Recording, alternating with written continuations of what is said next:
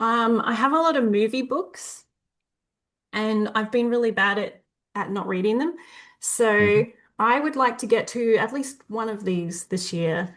There are two favorite people that I have discovered in recent years. The first being Buster Keaton. I have this heavy, talk about a light hardback. This is an extra heavy one. Yeah. So I've got this just biography, and then I also have Cameraman, which is about him, but in the context of how filmmaking changed, plus society in general over his lifetime, because that was from 1895 to 1966. And then my other person is Douglas Fairbanks. Mm. So I have this book. Do you know Douglas Fairbanks? The name is one of those where it's a name that I've heard, but Yeah. I can't tell you contextually where I've heard it. Do you want me to read you this thing from the introduction? Yeah. He deserves our attention because although we do not recognize it, he is still here.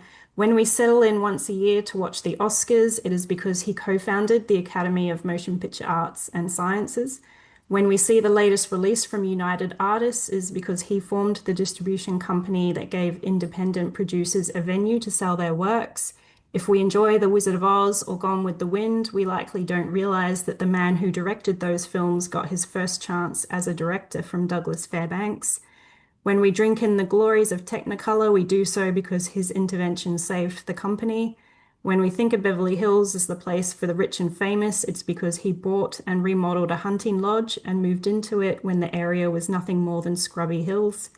When celebrities navigate the depths and shoals of fame with grace, it's because he and his equally famous wife established the pattern.